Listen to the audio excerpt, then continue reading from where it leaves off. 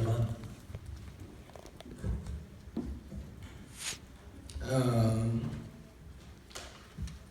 I tend to think in more simple terms sometimes. I don't understand why it's so hard to ask questions.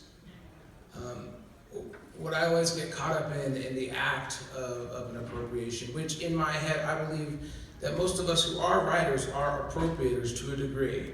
I have appropriated my grandmother a lot. Okay? I make that evaluation on the lightning that hasn't struck me.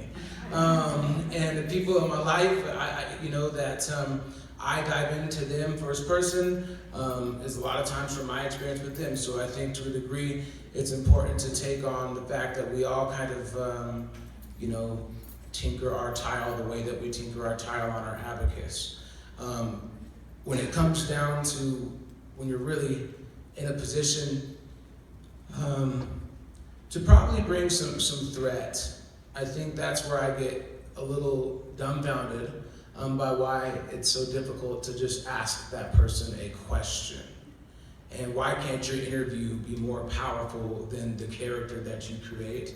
And why I think everybody likes, to a degree, just being granted a certain amount of permission. And permission is also a thing inside of this dialogue that is flexible, right? Oftentimes you see a writer write in a certain style, and you think, okay, I can write in that style myself. That's permission that you've taken, right? But balancing how that permission kind of works is a big thing inside of ourselves. But when I think about cultural appropriation, and I don't know, sometimes like these words like appropriation, I feel like, even though I don't know the etymology of appropriation, I just feel like we use these like new words for like people just like jacking somebody else's stuff. That's just like, okay, we got a cool word for it now. And it's all academic, and now we can talk about it because it's long, I don't understand. And so for me, I think back to this. I was doing some hurricane relief aid, August 2005, in the 7th Ward in New Orleans, and I'll never forget, I'm talking to this brother, and I remember being just mesmerized by him because I had never seen a black man with blue eyes, and I was just like, this dude is the coolest dude.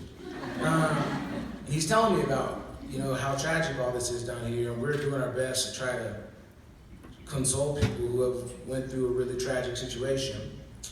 And this older, cute white lady with nice khakis, a yellow polo, and beige Velcro shoes comes storming up to us.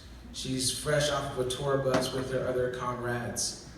And she hands me a camera and says, "Do you mind if I take a picture with the Katrina fella?" And I remember thinking to myself, that this is kind of cultural appropriation. It is clear that your hands can help this environment somehow.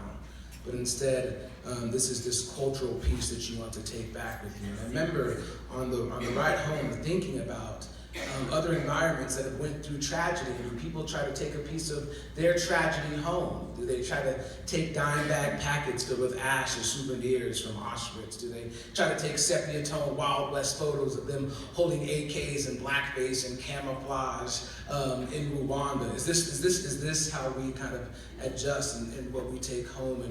And I think that a lot of times we try to pretend as a culture that we're better than that. And I wish I could speak on behalf of all the places that the panelists here are from, but from being just an observer in America and being a grandson to a Black Panther, I just think that I've sat and watched the world and seen these sort of hijackings and with no inquisition whatsoever. So to me, that's cultural appropriation.